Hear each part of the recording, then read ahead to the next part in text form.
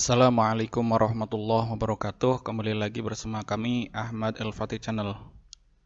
Ya, kita akan melanjutkan pertemuan kemarin yaitu 138. Ya, walaupun ini ada permintaan dari G Samsul B untuk dilugot pakai bahasa Jawa.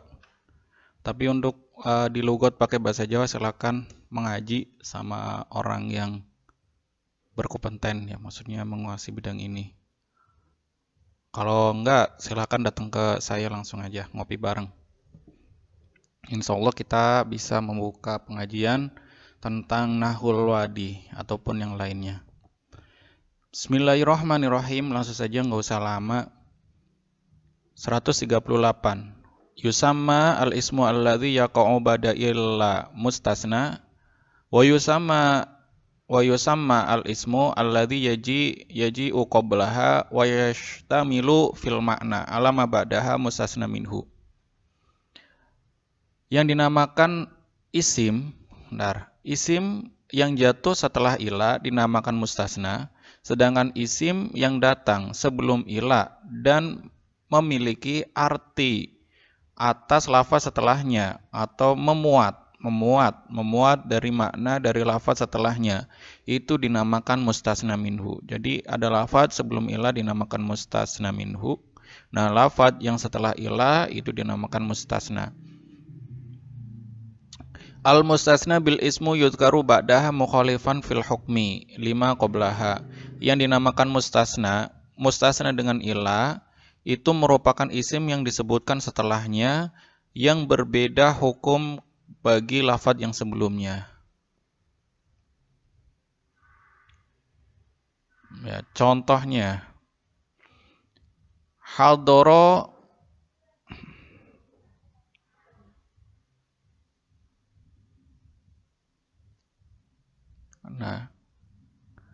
hadoro asdak aliyan.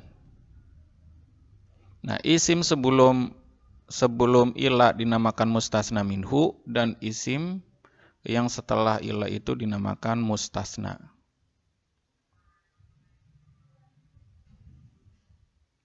Jadi si Ali ini telah terkandung dalam asdak. Asdak mana teman-teman? Teman-teman banyak. Nah, Ali itu sebagian dari teman-teman kita gitu.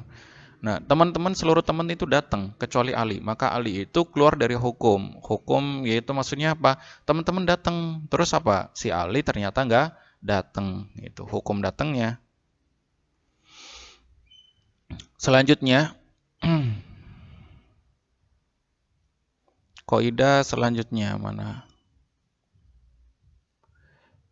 Idza kana al-mustasna minhu mazkuran wa kana al-kalamu musbatan wajaba nasbul mustasna bi ila. Ketika mustasna minhu disebutkan dan kalamnya itu musbat, maka wajib nasab mustasna dengan ila. Nah, ini namanya tam mujab musbat. Ya, musbat itu ya mujab ghairu nafi. Kalau dalam jurumiyah. Ketika kalamnya itu tam dan mujab, maka wajib dinasobkan mustasnanya gitu. Wa in kana al-mustasna minhu madhkuran wa kana al-kalamu mangfiyan jaza fil mustasna bi ila ayunsaba 'alal istisna.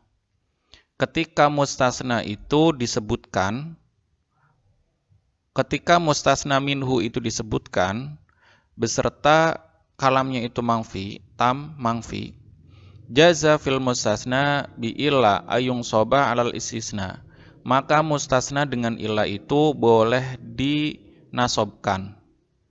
Wa ayat ba'al mustasna minhu fi irobihi, dan boleh juga untuk wa ayat ba'a, dan diperbolehkan juga untuk mustasna itu mengikuti mustasna minhu di dalam i'robnya.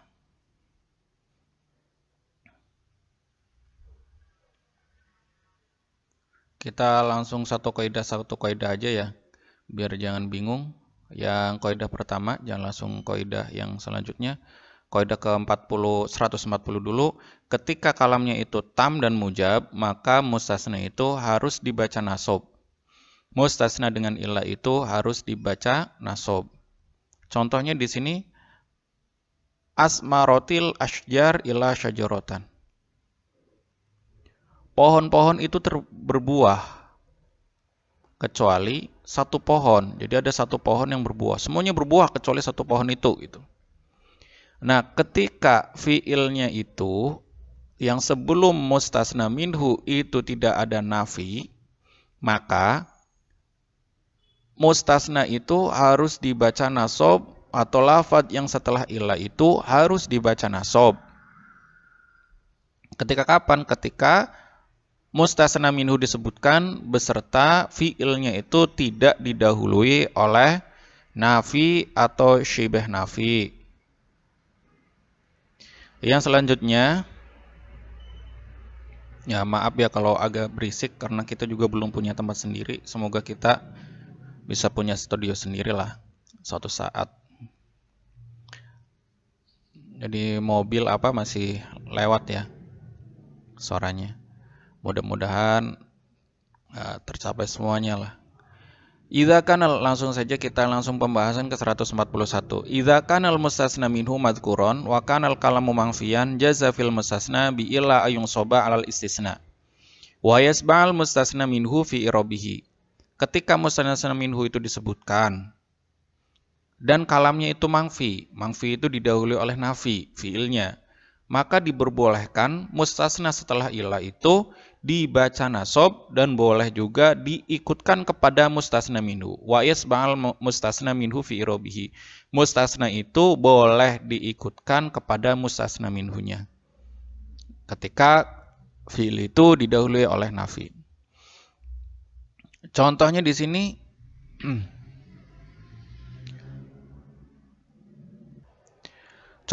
sini itu lam tatafattah al-azhar ilal banaf saja. Bunga itu bermekaran kecuali violet atau bunga segolongan bunga. Bunga itu bermekaran kecuali bunga banafsaj. Nah, ketika didahului ini lam itu bermana nafi atau bermana tidak. Ini kalamnya namanya tam manfi. Tam itu ada mustasna minhunya, ini mustasna minhu. Maka mustasna ini boleh dua hukum. Boleh diikutkan,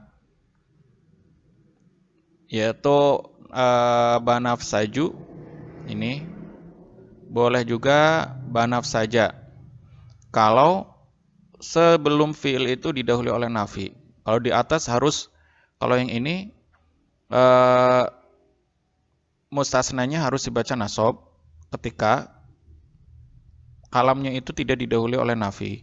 Ketika didahului oleh nafi, maka mustasna minhu itu boleh dibaca nasob, boleh juga diikutkan atau bahasanya itu badal. Selanjutnya, idza kana al-mustasna minhu mahdzufan u'ribal mustasna ala hasabima yaqtadihi mawdi'uhu fi tarkib kama law kanas ila ghairu mawjudatin. Apabila mustasna minhu itu dibuang, maka mustasna di'irobi sesuai dengan kedudukan dalam tarkibnya. Kama law kanat ila ghairu mawjudatin. Seperti halnya ketika ilah itu tidak wujud atau tidak ada. Ya, intinya ketika mustasna itu tidak ada, mustasna minhu itu tidak ada, maka mustasna tergantung dari i'rabnya. Kalau i'rabnya fa'il, maka dibaca nasob, dibaca rofa, maaf. Kalau jadi maf'ul bih, maka dibaca nasob dan seterusnya. Contohnya ma sobahtu ilal akhyar. Ini ila akhyaro. Kenapa ila akhyaro? Karena menjadi maf'ulnya ma sobatu. La yusdi nasihati ila mukhlisun. Ini juga sama. La tasudu asy'uba ila bil akhlaqi. Intinya ketika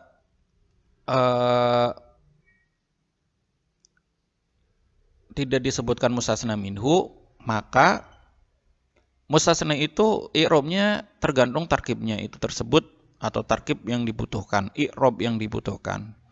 Udah cukup ya. Kalau ada pertanyaan ataupun yang lain silakan tinggalkan di kolom komentar. Walafu minkum. Wassalamualaikum warahmatullahi wabarakatuh.